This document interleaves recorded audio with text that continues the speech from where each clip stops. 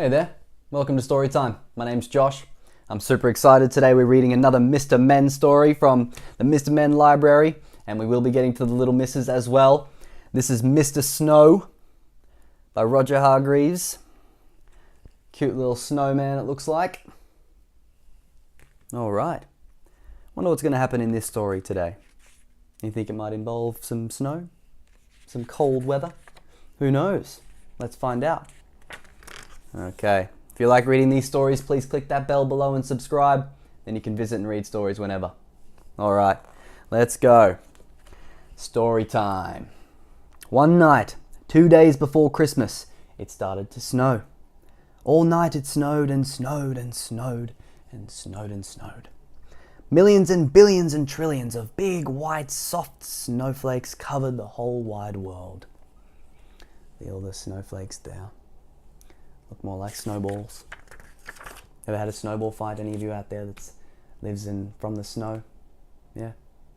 Cool. When morning came, it was quite amazing to see just how much snow had fallen.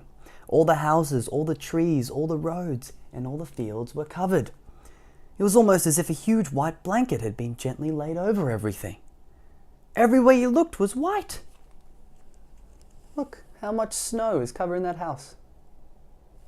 And you can tell they've got some smoke bellowing out of the chimney there because they must have the fire going inside to keep warm. And then the sun came out, and so did the children. They're all dressed up and muffled up, wearing scarves and woolies and gloves and boots so that they couldn't catch cold. There we go. All rugged up. Beanie on here. Ready to play in the snow. All the children were so excited to see so much snow, which isn't surprising really, because there was more snow than they'd ever seen before. Some of them went on their sledges, racing down the hills. Some of them who didn't have sledges threw snowballs at each other, like what we were saying just before, talking about snowball fighting.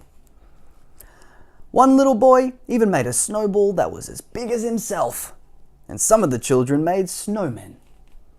Ooh, look, you can see this chap here, he's made a snowball so huge you can't even see him.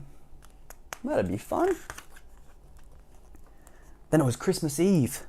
Oh, I love Christmas Eve because the next day is Christmas. Yes, that's right.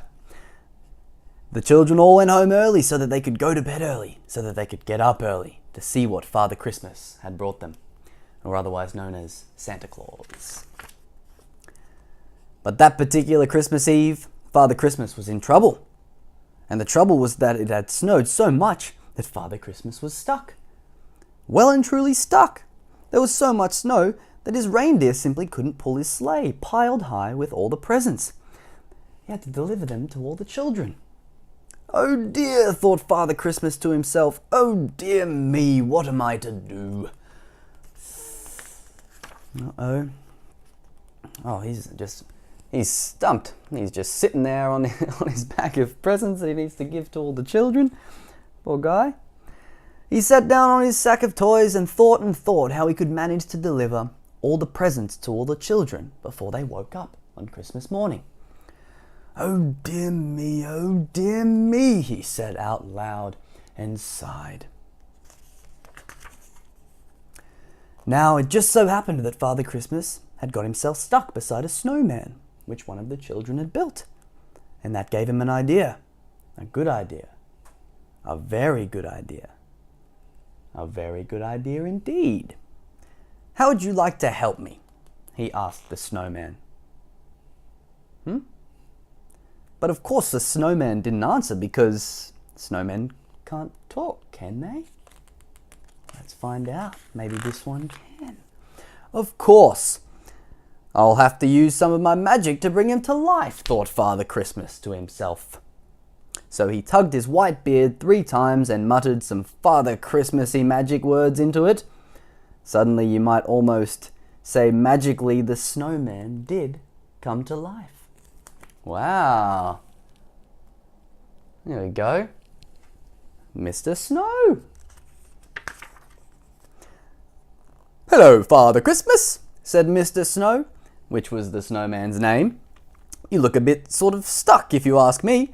Which you aren't, but I'll say so anyway. And if you ask me again, I'd say you need a sort of helping hand, if you know what I mean, which you probably do, because that's probably why you've brought me to life, which you certainly did. So can I be of any assistance? He likes to talk. Mr. Snow, as you might have gathered, was rather a talkative sort of snowman. Exactly, beamed Father Christmas. Let's get started. All right, here we go. They're embarking on a little adventure. And start they did. Mr. Snow gave Father Christmas an enormous push, and off they went. They divided the work between them. It was Mr. Snow's job to make sure that all the right toys for all the right boys and all the right toys for all the right girls were put into all the right socks. It was Father Christmas's job to make sure he took all the right sacks down all the right chimneys and delivered all the right toys to all the right boys and all the right toys to all the right girls. It's like a little tongue twister there to say all of that. There's Santa Claus there, making his way down the chimney. Ooh, Christmas, Christmas, Christmas. Presents, presents, presents. Yeah. Love it. Mr. Snow and Father Christmas made sure that Susan got her teddy bear. Teddy bear there.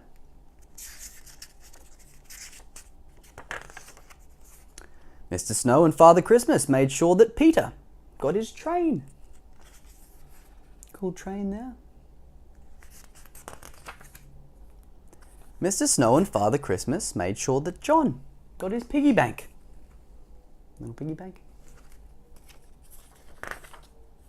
Mr. Snow and Father Christmas even made sure that little Jane got her squeaky pink elephant to play with in the bath.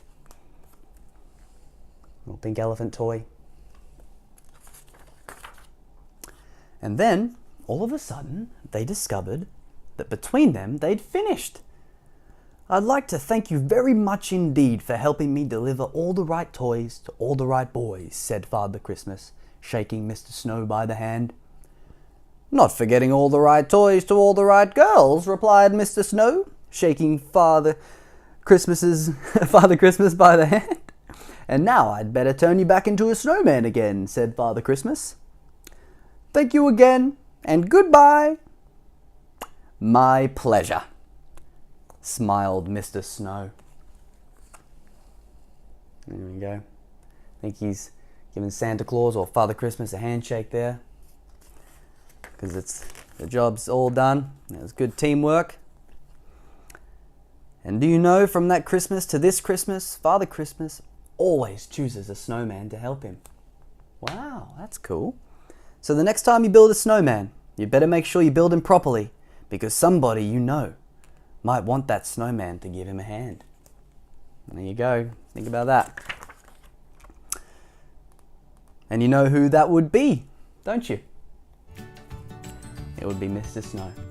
That's right. Alrighty, everybody. Thank you so much for being here and reading the story today. Hope you liked it. Subscribe, click that bell if you want to read more stories. And I'll be back again really soon. Bye for now, but not forever. And if you like these, please subscribe.